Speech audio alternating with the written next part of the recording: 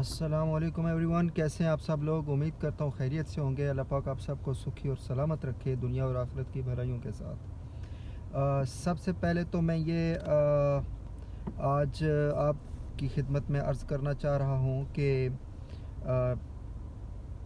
देखें, रिश्ते कभी चलते हैं कभी नहीं चलते हैं, लेकिन जब रिश्ते टूट जाते हैं तो हमारी सोसाइटी में देखा गया है कि हम लोग जो है वो दूसरों की बदखोइयाँ बुराइयाँ करना शुरू कर देते हैं। अपने आप को बचाने के लिए दूसरों को इल्ज़ाम देते हैं, दूसरों की ज़िंदगी को अज़ाब बना देते हैं, दूसरों को बहुत बुरा भला कहते हैं। तो ये चीज़ बिल्कुल अखलाकियात के बिल्कुल मुनाफी है।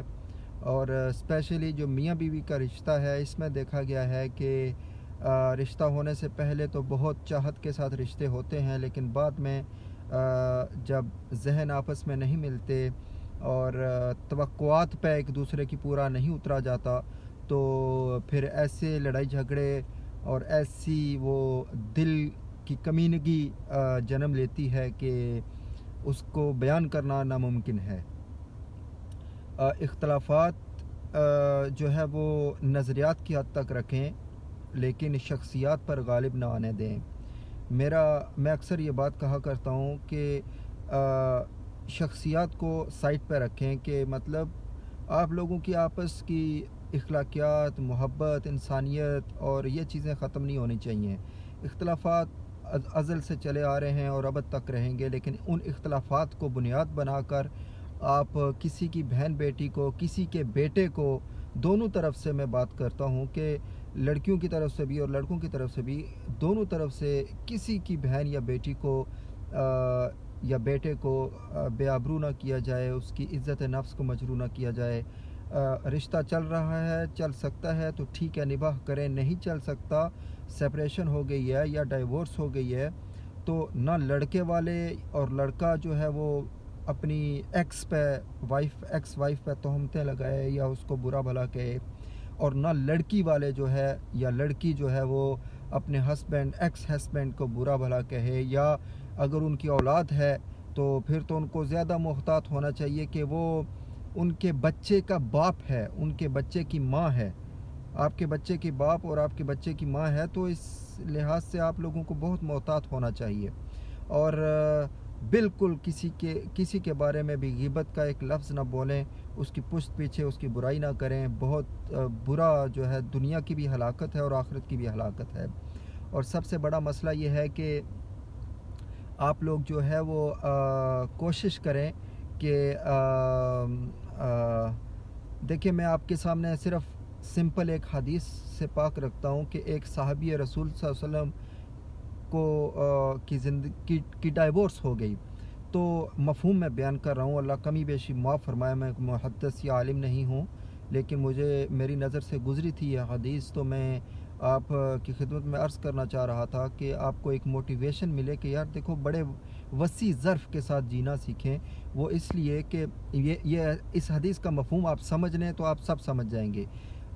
उनकी डाइवोर्स हो गई तो उनके दोस्तों ने, अजीज़ व अकारब ने पूछा, यार आपकी तो डाइवोर्स हो गई है, किस वजूहात की बिना पे डाइवोर्स हुई, क्या हुआ, ये हुआ, वो अच्छी नहीं थी या क्या था, क्या मसला था। तो आप उनका ज़र्फ़ देखें कि उन्होंने फरमाया कि जब तक वो मेरे अक़द निकाह में थी, तो हम दोनों को अल्लाह पाक ने एक दूसरे का लिबास बनाया है, तो ये मुझ पे वाजिब नहीं कि मैं उसके और अपने जो इख्तलाफात हैं वो कौम में लेके आऊँ, आवाम में लेके आऊँ, या दूसरों दोस्तों या दोस्तों यारों में उसको बदनाम करूँ या उसको ख़राब करूँ कि वो मेरे साथ ऐसी थी, वो मेरे साथ ऐसा था, वो मेरे साथ वैसी थी। तो इस तरह की चीज़ उन्होंने एक साइड पे कर दी। दूसरी बात कि अच्छा, अब तो डाइवोर्स हो गई है, अब तो कुछ बता दें उसके बारे में। तो उन्होंने कहा नहीं, अब वो किसी की बेटी है, अब वो किसी की बहन है, मेरा हक ही नहीं बनता कि मैं उसके बारे में कुछ बुरे अल्फाज कहूँ। भाई, वो किसी की बेटी है, बहन है, मेरी बीवी तो नहीं रही ना, तो अब बस वो आज़ाद है, मैं क्यों उसकी गिबत करूँ, क्यों उसके बारे में कुछ बुरा भला कहूँ।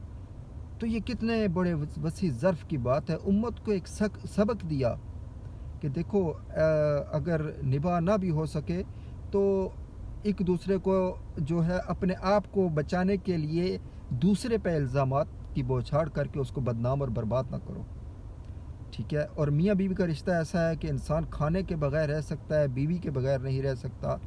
بیوی کا رشتہ ایسا ہے کہ بیوی روٹی کے بنا رہ سکتی ہے لیکن خاوند کے بنا نہیں رہ سکتی. تو اگر وہ گنہگار نہیں ہیں تو جن لوگوں کو بری لتیں پڑی ہوئی ہیں، جن لڑکوں کو لڑکیوں کی عادتیں پڑی ہوئی ہیں، اور جن لڑکیوں کو لڑکوں کی عادتیں پڑی ہوئی ہیں، مطلب جو جن کے خمیر میں ہی بے حیائی ہے، ان کو تو نہ ہسبینڈ کی پرواہ ہوتی ہے، نہ ہسبینڈ کو وائف کی پرواہ ہوتی ہے. لیکن جو خاندانی لوگ ہیں اور جو اللہ سے ڈر اور خوف رکھنے والے لوگ ہیں اور جو گناہ کی زندگی نہیں گزارتے، جو دنیاوی برائیوں اور گناہوں میں نہیں پڑے ہوئے، اور زنا، بے حیائی اور مشت زنی اور جتنے بھی کبیرے گناہ ہیں ان میں نہیں پڑے ہوئے، تو وہ لوگ کبھی بھی اپنی بیوی کے بنا نہیں رہ سکتے، اور وہ عورتیں کبھی بھی اپنے خاوند کے بنا نہیں رہ سکتی. تو دوسرے کے لیے راستہ چھوڑیں کہ وہ اپنی زندگی کو اچھے طریقے سے گزار سکے. وہ اگر آپ سے نباہ نہیں ہو سکا تو وہ لڑکی کے لیے اتنی پرابلمس کے لیے کریٹ نہ کریں کہ وہ بیچاری کہیں آگے نکاح کرنے کے قابل ہی نہ رہے. اور اگر آپ کا نباہ نہیں ہو سکا تو لڑکی آپ کے بارے میں اتنی پرابلمس کریٹ نہ کرے کہ آپ کی آگے شادی ہی نہ ہو سکے. تو دونوں حوالے سے متوازن رہ کر اپنے معاملات چلائیں زندگی کے. اور میں اکثر کہا کرتا ہوں کہ اس دنیاوی تعلیم کے حصول میں انسانیت کا چیپٹر جو ہے وہ کہیں بھی نہیں تھا. تو کوشش کریں کہ اچھا انسان بنیں، اچھے اخلاقیات کے ساتھ زندگی گزارنا سیکھیں، وسیع ظرف اور وسیع مائنڈ کے ساتھ جینا سیکھیں. کسی کو ٹربل میں لا کر آپ 4 دن کی ذہنی تسکین حاصل کر لیں گے کہ میں نے اس کو مات دے دی، اس کو نیچے لگا لیا، اس کو نیچا دکھا دیا، اس کو زیر کر لیا. لیکن کیا ہوگا کہ مطلب آپ کا سٹیٹس نہیں رہے گا، آپ کا اخلاقیات مر جائیں گی. آپ بد اخلاق ہو کر کسی کے ساتھ بھی اگر آپ زیادتی کر رہے ہیں تو آپ بد اخلاق ہو کر رہے ہیں. تو اخلاقیات بہت ضروری چیز ہے. پیارے حبیب صلی اللہ علیہ وسلم نے فرمایا کہ اخلاق سب سے عمدہ چیز جو ہے، جو دین اسلام کی بنیاد ہے وہ اخلاقیات ہیں. تو اخلاقیات کے اندر رہ کر وسیع ظرف کے ساتھ جینا سیکھیں، اوپن مائنڈ ہو کر، اور دوسروں کو ٹربل میں لا کر نہ جئیں. تھوڑی سی زندگی ہے یار. کیا جن لوگوں نے کسی کو ٹربل میں لایا ہے انہوں نے کیا پایا ہے؟ اپنے آپ کو بچانے کے لیے یا اپنے آپ کو دنیاوی مفادات حاصل کرنے کے لیے جن لوگوں نے کسی بے گناہ کو یا کسی بھی آدمی کو دوسرے کو ٹربل میں لایا ہے انہوں نے کیا پایا ہے؟ کچھ بھی نہیں پایا.